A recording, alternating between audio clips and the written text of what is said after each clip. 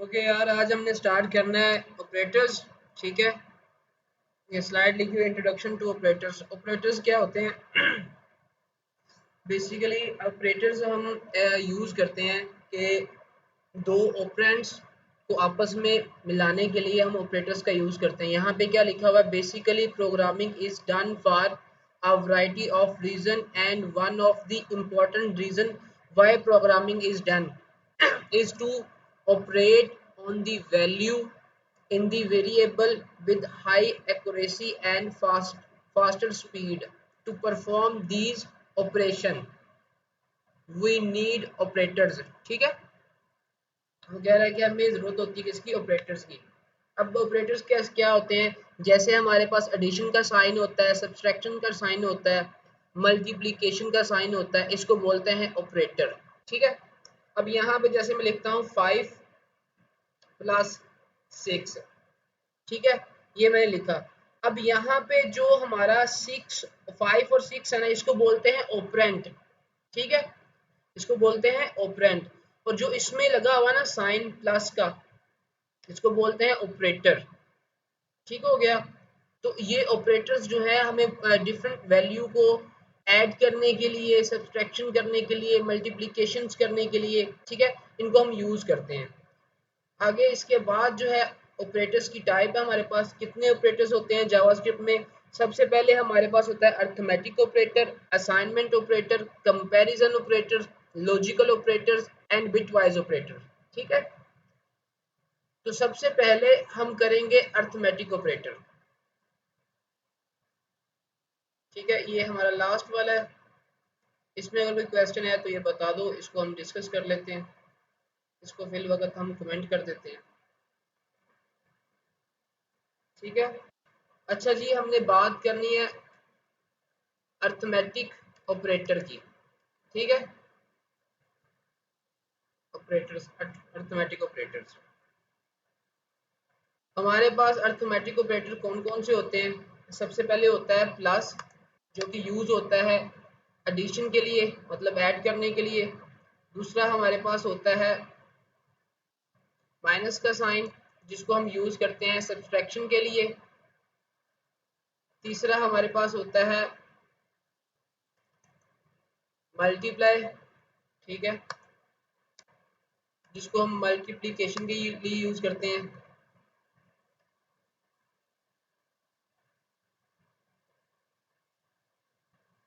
Multiply के लिए use करते हैं। ठीक है, उसके बाद हमारे पास होता है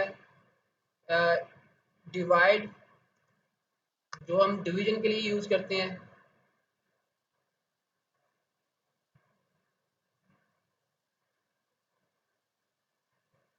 उसके बाद हमारे पास एक ऑपरेटर होता है जिसको हम बोलते हैं एक्सपोनेंशियल ऑपरेटर।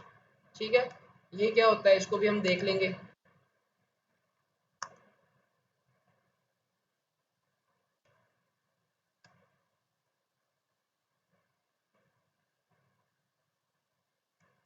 एक्सपोनेंशियल, ठीक है।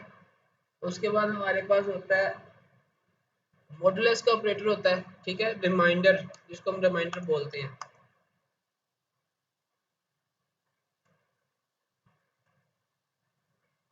मॉडुलस। उसके बाद हमारे पास होता है इंक्रीमेंट का ऑपरेटर। ठीक है, डबल प्लस के साइन से ये हम इसको लगाते हैं। ठीक है, इंक्रीमेंट।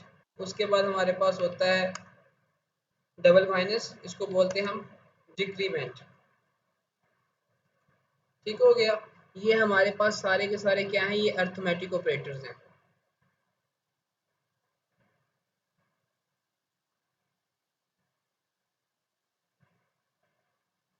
अब हम इनको एक एक करके इसका प्रोग्राम बनाते हैं। ठीक है, यहाँ पे एक हम ले लेते हैं a = 20।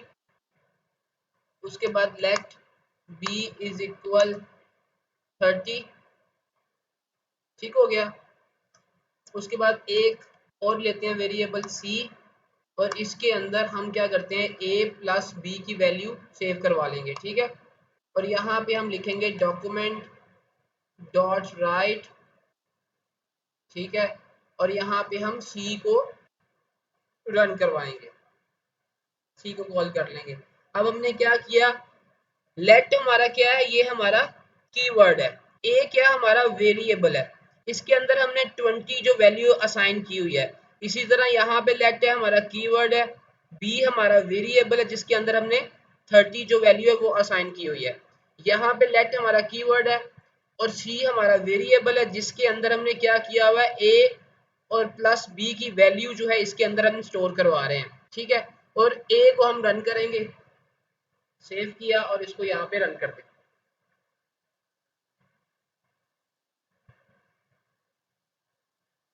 ठीक हो गया, 50 आ गया।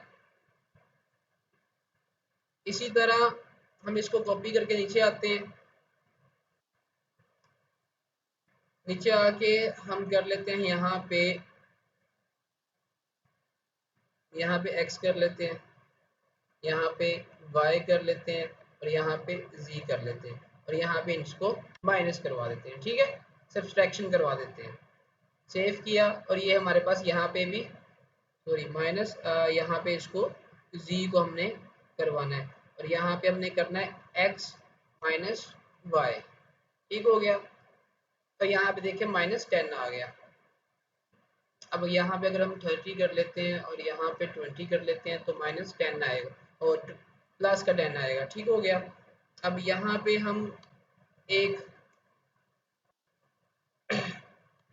ब्रेक टैग लगा लेते हैं ताकि हमारा जो है वो नेक्स्ट लाइन में आ जाए, डबल कोट्स और यहाँ पे BR का टैग।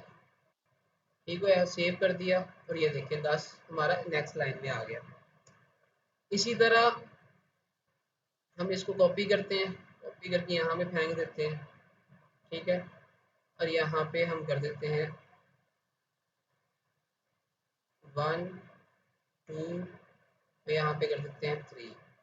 ठीक है, सॉरी इसको वापस कॉपी करते हैं, यहाँ पे यहाँ पे लेट z1 इज इक्वल, यहाँ पे करेंगे x1, ठीक है, और यहाँ पे हम करेंगे मल्टीप्लाई और साथ में करेंगे y2 की वैल्यू को, ठीक है। इनको हमने मल्टीप्लाई कर दिया, यहाँ पे हम थोड़ी वैल्यू छोटी कर लेते ताकि हमें समझ आ जाए अच्छे से। ठीक हो गया, z1 यहाँ पे z1 कर देंगे, ओके, सेव किया, सेव करके हम रन करेंगे तो ये देखें 6 आ गया। ये हमारा हो गया मल्टीप्लिकेशन, ठीक है। उसके बाद हम नीचे आते हैं, यहाँ पे इसको कॉपी कर लेते हैं एक बार फिर से और यहाँ पे कर देंगे x2, यहाँ पे कर देंगे y1, यहाँ पे कर देंगे 2 और यहाँ पे भी कर देंगे 2। ठीक हो गया, और यहाँ पे हम साइन लगाएंगे, यहाँ पे 2 कर देते हैं पहले और यहाँ पे 1 कर देते हैं। यहाँ पे हम साइन लगाएंगे डिवाइड का, ठीक है, ये डिवाइड का साइन है। अब ये डिवाइड करेगा, यहाँ पे हम कर लेते हैं 30, ठीक है, और 30 को हम 2 पे डिवाइड करते हैं, यहाँ पे देखो 15 आ गया हमारे पास। ठीक हो गया, तो ये हमारा हो गया डिवाइड। उसके बाद नेक्स्ट हम करेंगे, नेक्स्ट हम यहाँ पे करते हैं 3 4 एंड 3, ठीक है, यहाँ पे भी हम 3 कर लेते हैं और यहाँ पे भी हम 3 कर लेते हैं, यहाँ पे भी 3 कर लेते हैं और इसको, ये वेरिएबल के नाम ही हम चेंज कर रहे हैं, आप किसी तरह भी इसको लिख सकते हैं, ठीक है, अपनी जैसे भी आपको सही लगे, कोई भी वेरिएबल का नाम रख सकते हैं। ठीक हो गया। अब यहाँ पे नेक्स्ट जो ऑपरेटर है, यहाँ पे देखो हमने जो है एडिशन भी कर लिया, सब्सट्रैक्शन भी कर लिया, मल्टीप्लिकेशन भी कर लिया, डिवाइड भी कर लिया, ठीक है। उसके बाद है एक्सपोनेंशियल, ठीक है। एक्सपोनेंशियल क्या है कि ये हम जिसके अंदर भी लगाएंगे उसका साथ क्या होगा कि उसकी पावर जो है वो उसको मिलेगी। मतलब कि अगर मैं इसको इस तरह रन करता हूँ तो ये इसका आंसर आएगा 3 की पावर 2, ठीक है, 3 की पावर 2 मतलब 3 मल्टीप्लाई 3, ठीक है, इस तरह ये आएगा। अब यहाँ पे मैं एक और मल्टीप्लिकेशन का साइन लगा देता हूँ तो ये बन जाएगा एक्सपोनेंशियल, ठीक है, एक्सपोनेंशियल बन जाएगा ये। सेव किया इसको, ये देखिए 9 आ गया यहाँ पे। अगर यहाँ पे मैं फॉर एग्जांपल 30 करता हूँ तो ये 30 डिवाइड मल्टीप्लाई 30 हो जाएगा, 900 हो जाएगा हमारा यहाँ पे। ठीक है, इसको बोलते हैं एक्सपोनेंशियल। ये नया ऑपरेटर है, ये ES6 जब लॉन्च हुई है 2015 में, ये तब इंट्रोड्यूस करवाया गया। ठीक हो गया। उसके बाद हमारे पास जो ऑपरेटर आता है वो है जी, एक मिनट पहले इनके नाम चेंज कर लें, और यहाँ पे भी हम 4 कर लेते हैं। ठीक है, उसके बाद हमारे पास आता है इंक्रीमेंट का साइन आता है, इंक्रीमेंट का। इंक्रीमेंट का साइन इसको हम रिमूव कर लेते हैं, और यहाँ पे हम करते हैं x4, और यहाँ पे करते हैं प्लस प्लस का साइन। ठीक है, और यहाँ पे हम सिर्फ x4 की वैल्यू जो है वो रन करेंगे। अब x4 की वैल्यू क्या है, 3 है, तो अब क्या हो जाएगी, 4 हो जाएगी। ठीक है, 4 होगी। 4 किस तरह, ये जो हमारा डबल प्लस का साइन है ना, ये क्या करता है कि एक नंबर जो है उसमें ऐड कर देता है। ठीक है, जिस भी वैल्यू में हमने ऐड करना हो, इंक्रीमेंट, ये 1 बाय 1 जो है इंक्रीमेंट होता है। जब हम डबल प्लस का साइन लगाते हैं तो 1 हमारा जो है क्या हो जाता है, ऐड हो जाता है। इसी तरह अगर मैं यहाँ पे माइनस का साइन लगाऊंगा तो अब ये क्या हो जाएगा, ये डिक्रीमेंट हो जाएगा, ये आ जाएगा 2 आ जाएगा। ठीक है, एक मतलब उसमें से निकल गया। ठीक है, इंक्रीमेंट और ये डिक्रीमेंट हमारा ओके हो गया। ये सारे हमारे ऑपरेटर्स हो गए। एक हमारा ऑपरेटर रह गया मॉडुलस, ये हमने नहीं किया मॉडुलस। ठीक है, तो मॉडुलस करते हैं हम, नीचे चल के एक कॉपी बनाते हैं, उसको हम करते हैं मॉडुलस, और यहाँ पे करते हैं 5, यहाँ पे भी 5, यहाँ पे भी 5, और यहाँ पे भी 5 कर देते हैं। ठीक है, यहाँ पे भी 5 कर देते हैं, और यहाँ पे भी 5।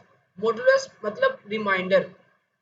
ठीक है, मतलब कि अगर हम दो वैल्यूज को एक दूसरे पे डिवाइड करें, जो हमारे पास रिमाइंडर आता है ना, रिमाइंडर आता है, ठीक है, उसको हम मॉडुलस बोलते हैं। ठीक है, फॉर एग्जांपल मैं यहाँ पे लिखता हूँ 30, 30 लिखूंगा तो ये पूरा पूरा दो पे डिवाइड हो रहा है। ठीक है, तो इसका मॉडुलस क्या आएगा, 0। लेकिन अगर यहाँ पे मैं कर देता हूँ 4 कर देता हूँ, फिर भी ये पूरा पूरा आएगा, ये 2 आ गया यहाँ पे। ठीक है, मॉडुलस हमारा 2 आ गया।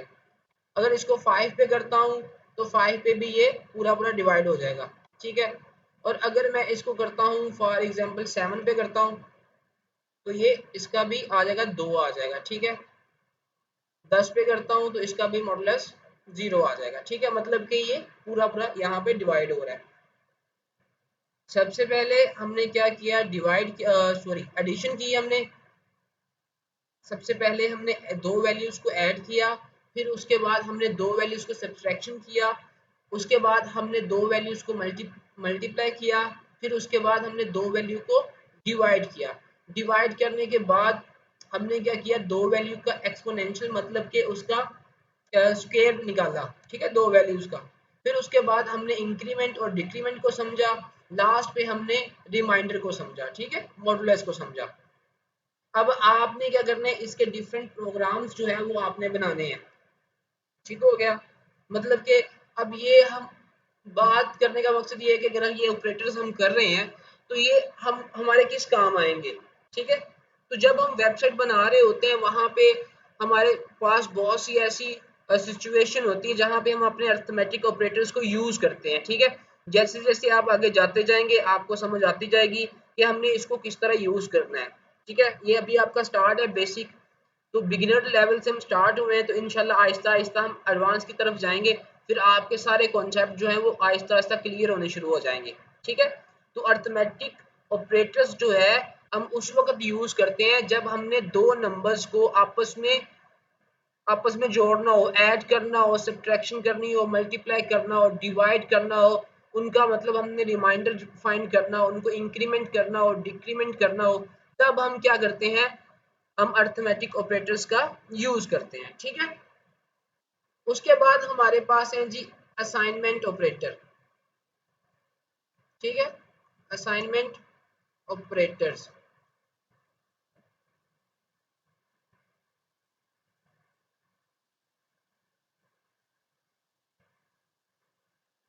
असाइनमेंट ऑपरेटर्स बेसिकली ये किस तरह होते हैं, ये होता है इज इक्वल, का साइन, ठीक है, इसको कहते हैं इक्वल, ठीक है, इसको बोलते हैं इक्वल।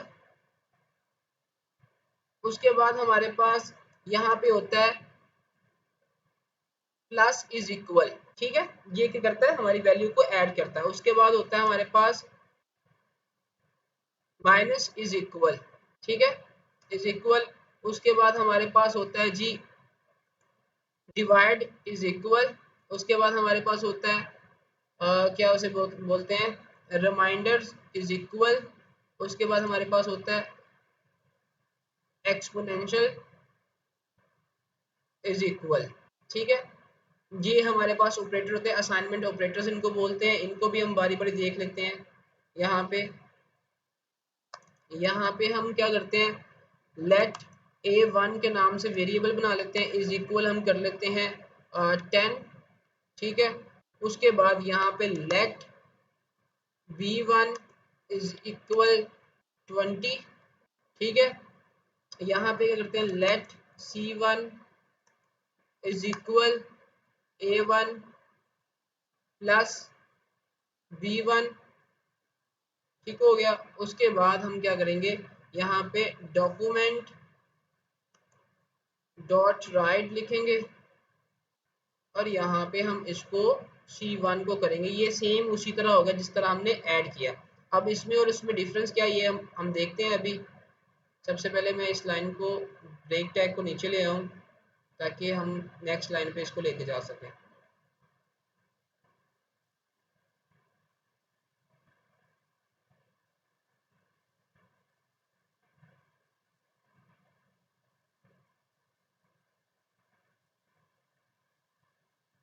अच्छा जी, ये हमारा हो गया।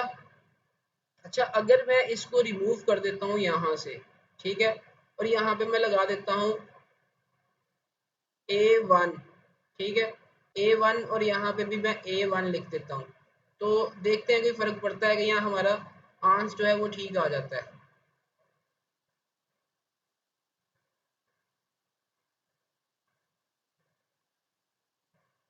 A1 इज इक्वल,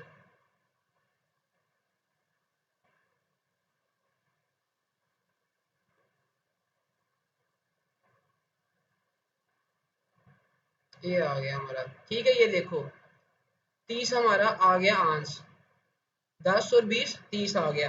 अब हमने थर्ड वेरिएबल यूज नहीं किया, हमने दो वेरिएबल्स को यूज किया और A1 और B1 को हमने ऐड करने के बाद A1 के अंदर ही रख दिया।